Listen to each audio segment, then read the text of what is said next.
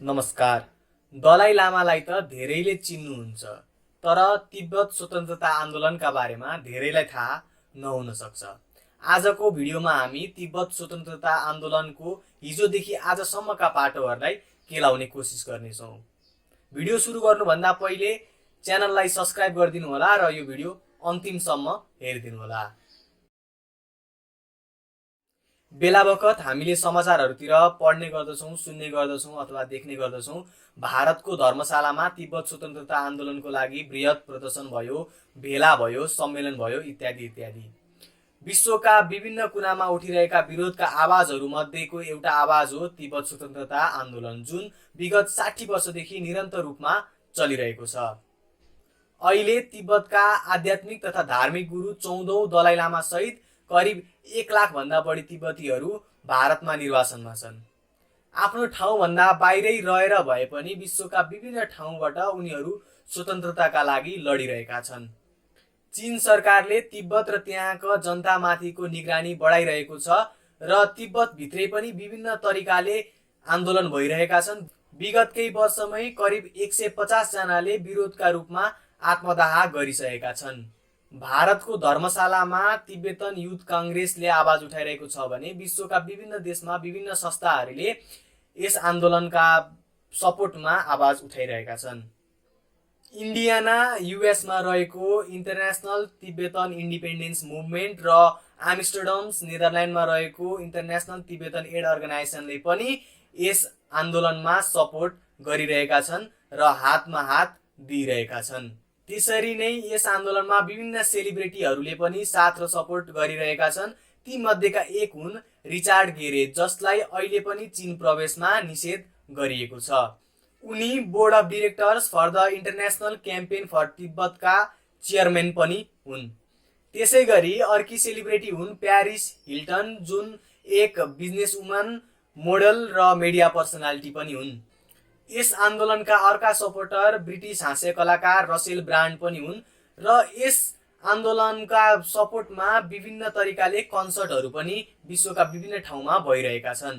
तर यस आन्दोलनको सुरुवात कसरी भयो, यसको जरा कहाँ छ, यो सब बुझ्नको लागि हामी केही समय पछाडि लाग्नु पर्दछ।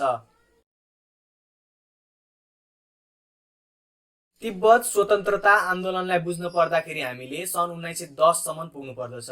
चीनको केन्द्रीय सरकारले सन् 1910 मा लासामा आक्रमण गरी तिब्बतको कन्ट्रोल आफ्नो हातमा लियो। चिनिया सेनाको पक्राउबाट बल्ल बल्ल बच्दै 13औं दलाई लामा उसबेलै भारत पुगेका थिए र उनी पछि भारतको दार्जिलिङ र कालिम्पोङ बसे। त्यस पश्चात सन् 1911-12 मा क्विङ वंशको शासन सत्ता ढल्यो र चीनमा एउटा गणतान्त्रिक युगको सुरु भयो। 18 वटा प्रान्तहरूले आफूलाई स्वतन्त्र भएको घोषणा गरे र सन यात्सेन चीनका प्रथम राष्ट्रपति बन्न पुगे। यो राजनैतिक परिवर्तनले गर्दाखेरि तिब्बतमा केन्द्रको जुन होल्ड थियो, नियन्त्रण, त्यो कमजोर बन्न पुग्यो र त्यसबेलै 13औं दलाई लामा भारतबाट तिब्बत आइपुगे। उनी तिब्बत पुग्न साथ तिब्बत स्वतन्त्र भएको घोषणा गरे। त्यस पश्चात तिब्बत एउटा बेग्लै राष्ट्रको रूपमा चल्न थाल्यो। तिब्बतको त्यो बेला आफ्नै झण्डा, आर्मी र पैसा पनि थियो। तिब्बत स्वतन्त्र रूपमा चल्दै थियो, तर फेरि केही समय पश्चात चीनमा राजनीतिक परिवर्तन भयो। अक्टोबर 1, 1949 मा माओ जेडुङले पिपुल्स रिपब्लिक अफ चाइना भनेर घोषणा गरे र त्यससँगै चाइनिज कम्युनिस्ट पार्टीको शासन चीनमा सुरु भयो। सन् 1950 मा पिपुल्स रिपब्लिक अफ चाइनाको आर्मी तिब्बत छिर्यो र त्यो पीआरसी को आर्मीले तिब्बतमा नियन्त्रण गर्यो।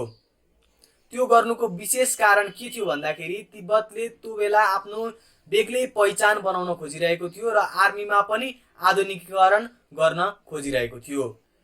सन् 1951 मेमा पीआरसी र तिब्बतवासी बीच एउटा सम्झौता भयो र त्यस सम्झौताले तिब्बतको आन्तरिक मामिला हेर्ने जिम्मा 14औं दलाई लामालाई दियो। तर पनि बढ्दो केन्द्रको प्रभुत्व र अरू जातीय समूहको संलग्नताले तिब्बतवासीमा डर र रिसको भावना पैदा गर्यो र त्यही भावना विरोधका रूपमा अगाडि आयो। त्यस पश्चात सन् 1959 मा तिब्बतमा ठुलो हिंसा भड्कियो। 14औं दलाई लामाको आर्मीले किडन्याप गर्न सक्ने भन्दै लाखौं तिब्बती वासीहरूले दरबारलाई घेरा हाली दलाई लामालाई सुरक्षा दिए। त्यसपछि पिपुल्स लाइब्रेसन आर्मीले भारी दमन गर्यो जुन केही समयसम्म चलिरह्यो। त्यस हिंसामा लाखौंको मृत्यु भयो भने करिब 6000 भन्दा बढी गुम्बाहरू भत्काइए। त्यसबेलै दलाई लामा जसोतसो इन्डिया पुगे। त्यो निकै नै हिंसात्मक दमन थियो र त्यो दमन पश्चात तिब्बत स्वतन्त्रता आन्दोलन जोडतोडले चल्यो जुन अहिलेसम्म पनि निरन्तर चलिरहेको छ। भारत पुगे पश्चात दलाई लामाले भारतमै तिब्बत सरकारको निर्माण गरे जसको नाम सेन्ट्रल तिब्बतन एडमिनिस्ट्रेसन हो। यो भारतको धर्मशालामा रहेको छ। अब बिस्तारै बिस्तारै स्वतन्त्रताका लागि आवाजहरू उठ्न थाले। सन् 2011 मा आएर दलाई लामाले आफ्नो राजनैतिक शक्ति त्याग्ने विचार गरे र उनले सेन्ट्रल तिब्बतन एडमिनिस्ट्रेसनलाई स्वतन्त्र भएर चल्न आग्रह गरे। तर जे भए पनि कुनै न कुनै तरिकाले कुनै न कुनै ठाउँबाट आज पनि तिब्बत स्वतन्त्रताका लागि आवाजहरू उठिरहेका छन्। अहिले सबैभन्दा विवादमा रहेको विषय भनेको 14औं दलाई लामाको उत्तराधिकारी छान्ने विषय रहेको छ। चीन सरकारले दलाई लामाको व्यवस्था गरेको छ र उसले उत्तराधिकारी छान्ने जिम्मा चीन सरकारकै हो भन्दछ। तर तिब्बतवासीहरूले चाहिँ परम्परागत ढङ्गबाटै उत्तराधिकारी छानिनु पर्दछ भनेर भनिरहेका छन्। यस विवादले जुन तिब्बत स्वतन्त्रता आन्दोलन थियो त्यसलाई अझै गहिराईमा पुर्याएको छ। अहिलेको लागि यति नै। आगामी दिनहरूमा पनि यस्तै भिडियो लिएर आउने नै छु। च्यानललाई सब्स्क्राइब गरिदिनु होला। लाइक कमेन्ट सेयरको मैले अपेक्षा राखेको छु। साथै तपाईहरुको प्रतिक्रिया पनि मलाई एकदमै महत्त्वपूर्ण हुन्छ। त्यसैले आफ्ना प्रतिक्रियाहरू कमेन्टमा लेखिदिनु होला। धन्यवाद।